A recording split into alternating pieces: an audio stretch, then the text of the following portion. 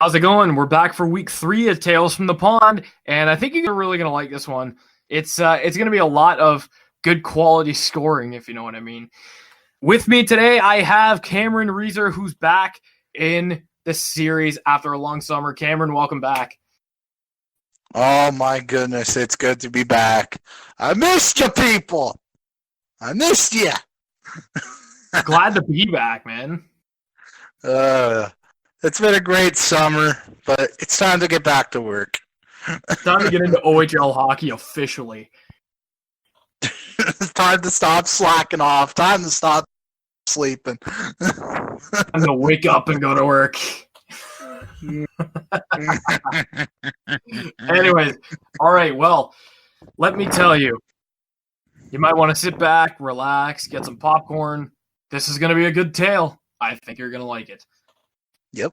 It all starts at Paramount Fine Foods Center, 7 p.m. on a Friday night. The Hamilton Bulldogs rolled into town after having a 1-3 record, looking to extend their record to 2-3, and it actually get a win. Right off the face-off, the Steelheads were looking well-structured, there was a bunch of physicality, and, well, against a division rival team, looked pretty good. Yeah, definitely. They definitely did. You know, they still need to work on some things, but they look pretty good. Absolutely. You know, there were some early penalties in the game. Duncan Penman took an early interference call.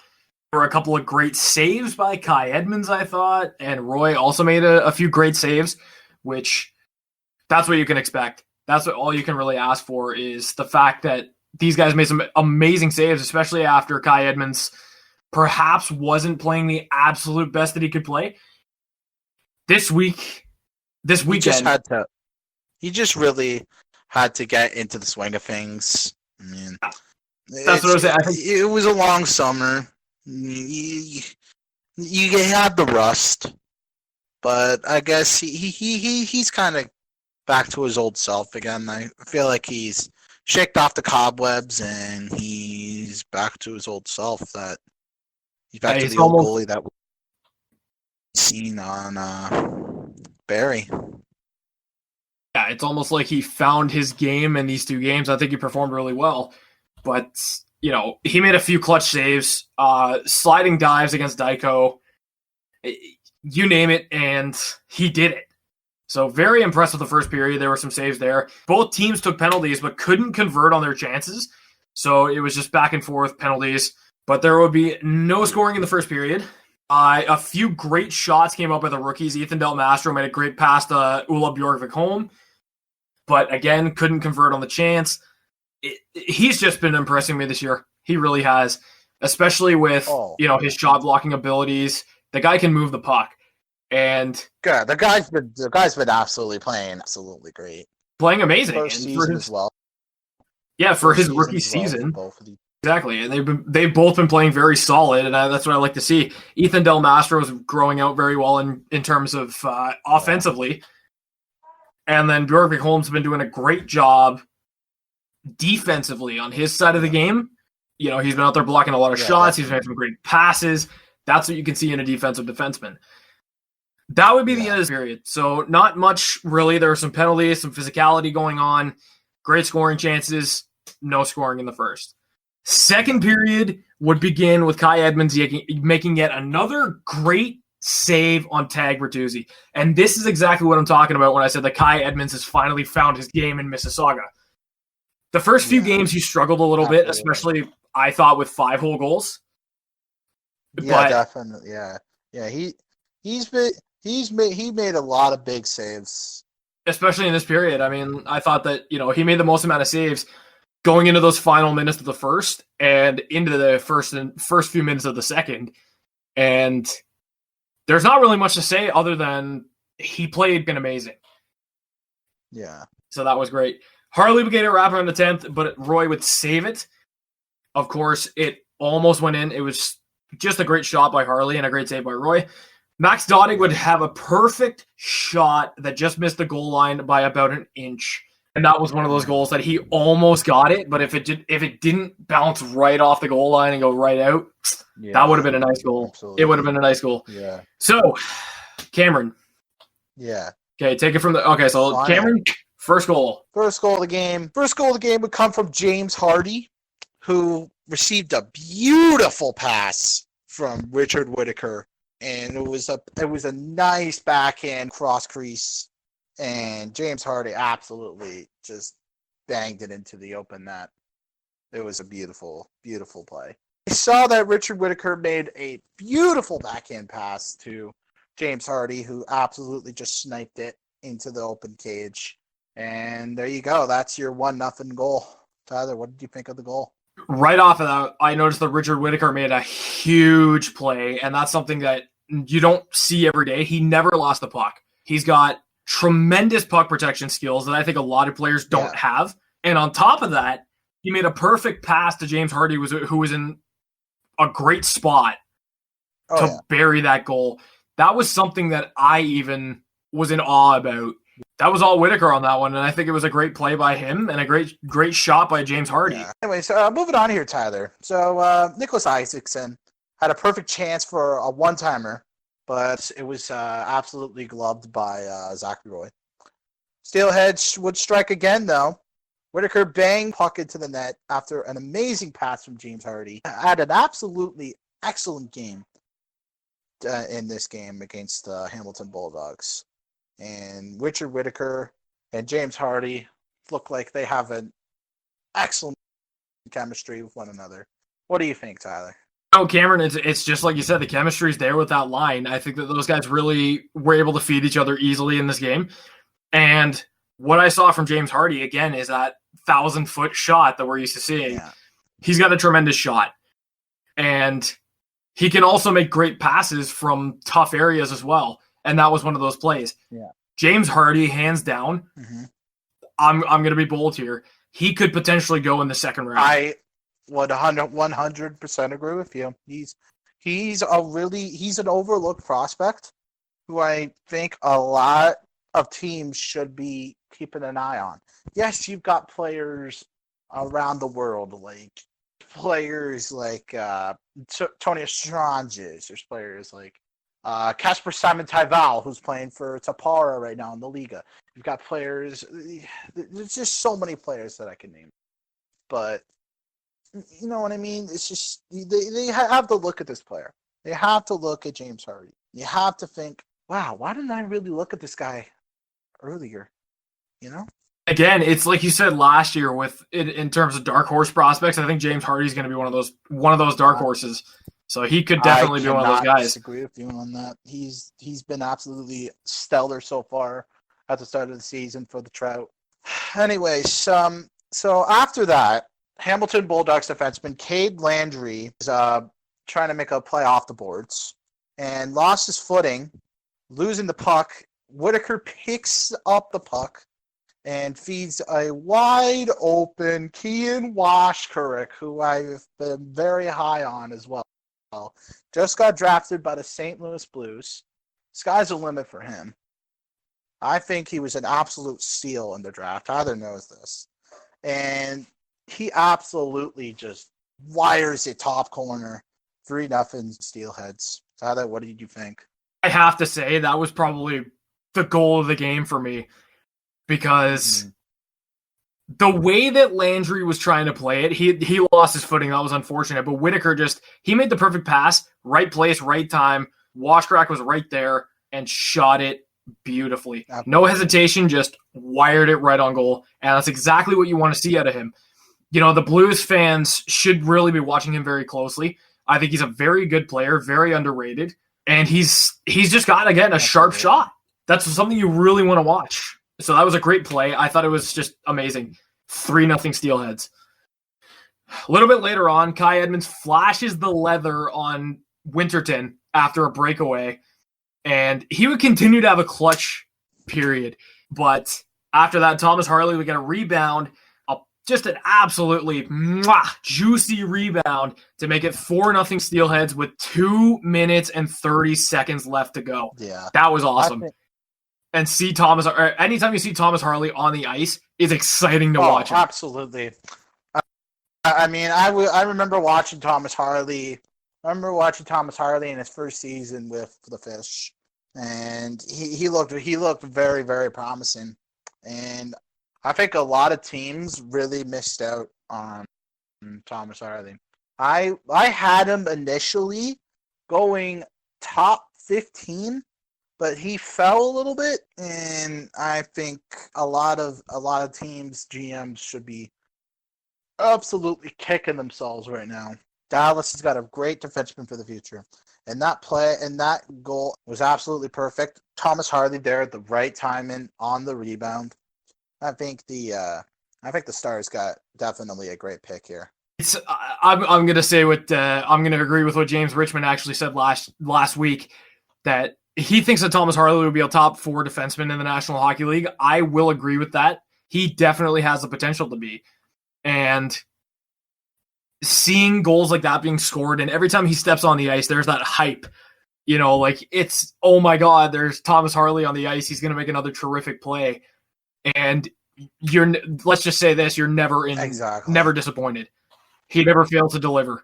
So he made a great play there. Perfect. Seconds into the third period, Liam Hamm scored it to put the Trout up 5-0. Less than a minute later, Arthur Kaliev comes right back and makes it 5-1.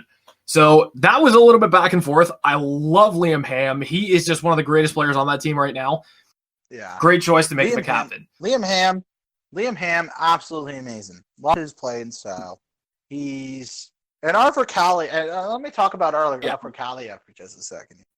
I think a lot of teams, I'm going to say the same thing like I did for Thomas Harley.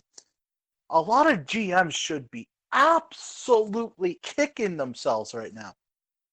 Kicking themselves. Why would you pass up on a Russian-American sniper who can absolutely put the puck into the back of the net whenever the heck he pleases? He is an absolute monster.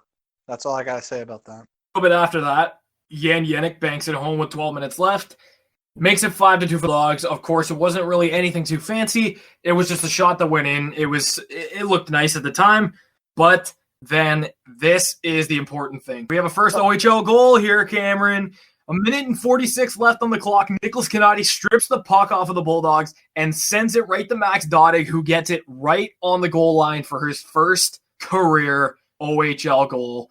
Congratulations. I don't know. I've never really seen him play, but I hope he has a really good season because I'd really like to see him maybe move into the second round. Yes. Yes, he's definitely a good centerman. He's definitely a good centerman so far from what I've seen. Okay, so yeah, I think he could honestly, if he has a really good year this year and really puts up a lot of points and stays consistent, I think he could probably be maybe a second round pick after this year for 2021, and then the next year is his draft year. And if he has a stellar year then, and so yeah, and your final score was 6-2 in favor of the Trout. It was a really good game, all in all, Tyler. It was a very entertaining game. It really was. I think at times the Steelheads really kind of strived in the offensive zone. They didn't give up the puck a whole lot. They made very few mistakes whenever they did, and they kept scoring at a minimum against them. So that was very good. I thought Kai Edmonds had an amazing performance. James Hardie once again lighting the lamp, and Richard Whittaker just making great plays as per usual. Richard Whittaker was definitely the player of the game for the Hamilton game. He was absolutely all over the place. 3-point night for him as well. Can't go wrong with that. Absolutely. Now let's get into the game on Sunday afternoon against the Windsor Spitfires, and one of the tallest players in the league right now. I think you know who I'm talking about. Curtis Douglas. Let's get on to the Sunday game. First period, both teams started strong. Luca Del Bel Blues would, however, take an early penalty for checking from behind. The Spits would go on an early power play. Tyler Angle would get a beautiful pass from Ruben Rafkin, putting Windsor up 1-0. Yeah, that was a bad way to start off the game. Not a very good penalty for Del Bel Blues, and it's just unfortunate. Angle had a great shot, and nobody was there covering him, and just wide open slot, and he just puts it home. But the Fish need to stay out of the box early, and they have to avoid those early penalties if they're gonna really do good at the start of the season. They really have to stop taking penalties at the start of the season because it's gonna kill them in the long run. I agree. That's what I've been seeing throughout the course of the first few games here is that those early goals that they're getting scored against them are really kind of dragging them down. This game, however, they didn't let it bother them at all, and they just kind of motored on through it. And playing against a very physical Windsor team, they somehow outmuscled the Spitfires by quite a bit. Kanadi's out there hitting like he's 7 feet tall. The guy is not afraid to get hits in. And it's no secret that he's been playing very physical, and that's what I like to see from these guys. So first period was very, very, very physical for both sides. I thought it was very well done by the Steelheads. They just got a lot of offensive chances and made a lot of good defensive plays as well. Yeah. Amazing.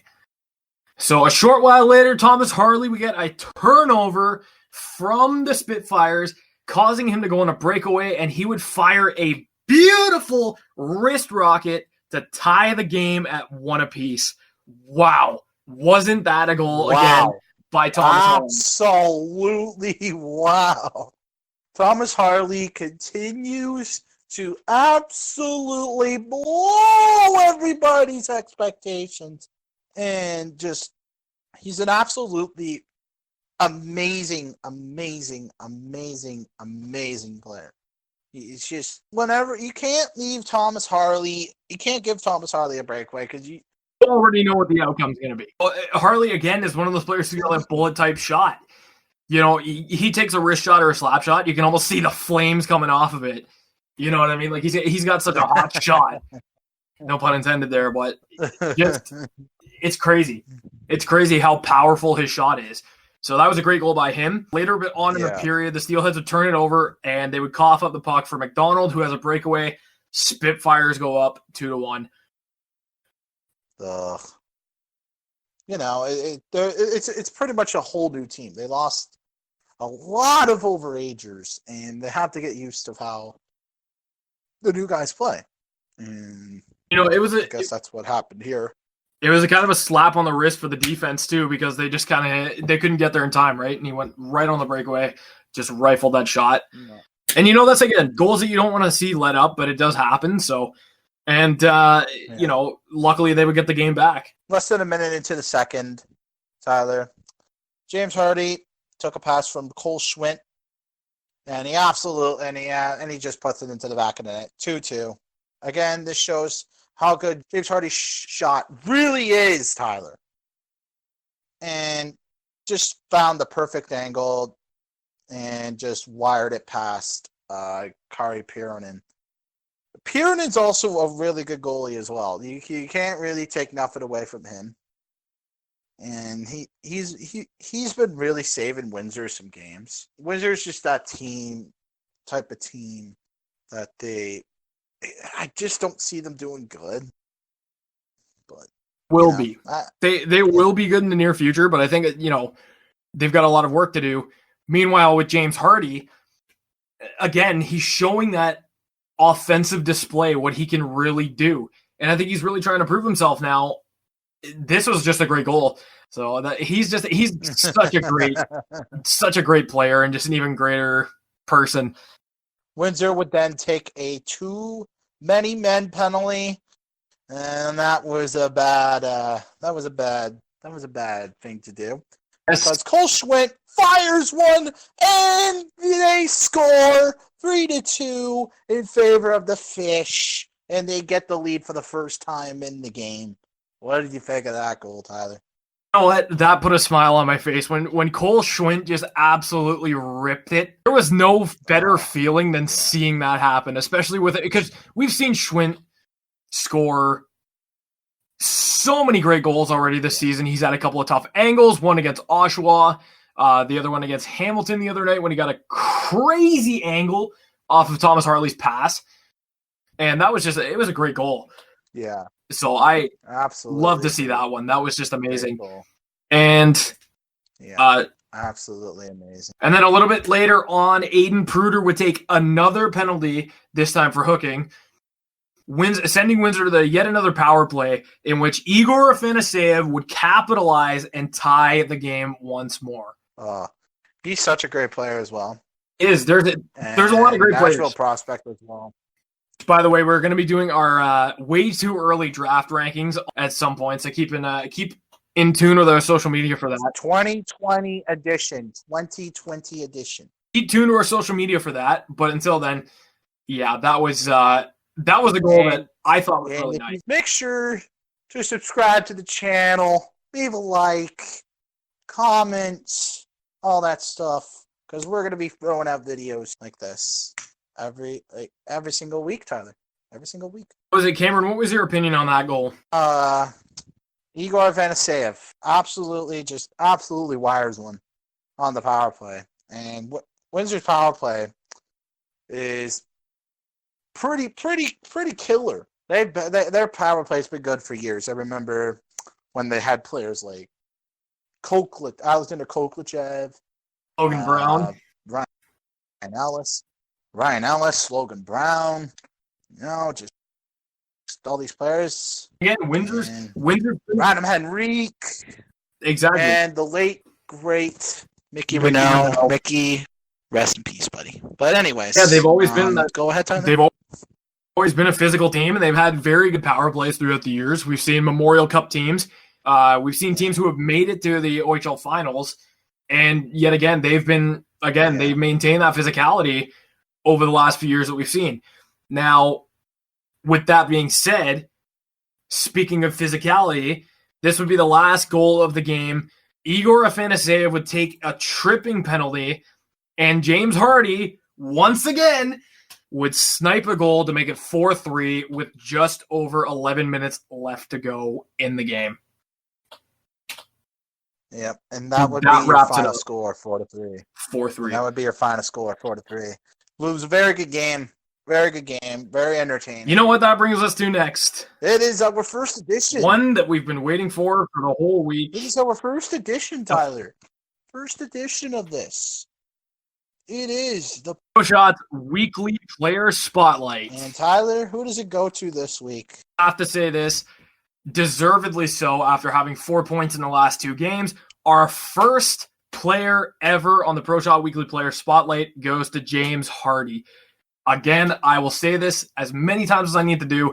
He is something special. He's got a combination of speed, superhuman shooting, amazing puck skills, very, very, very underrated. And I think he should be on a lot of teams' NHL radars coming up for the draft in June. So congratulations to James Hardie, who makes the first ever Proshot Weekly Player Spotlight. Yep. Congratulations. Congratulations, James. Congratulations. So that was week 3. Hope you enjoyed it. Coming up in week 4, the boys are in Ottawa Friday night to take on the 67s. And then they're at home again on Sunday afternoon to take on the Sudbury Wolves and Quinton Byfield. That is sure to be an entertaining matchup. Really looking forward to both games. If you guys can get down and watch it on Sunday, absolutely recommend that for sure. So once again, tremendous week for the Steelheads. Going 2-0 in October. Really tremendous results. Great plays all around. This has been Tales from the Pond, week 3. We will see you in the next one. Thank you for watching. If you haven't already, please click subscribe. If you like the video, give it a big thumbs up. Maybe share it with your friends. And don't forget to follow us on social media. Our Twitter, Instagram, and Facebook will be linked in the description. We will see you guys later, guys, in the next one.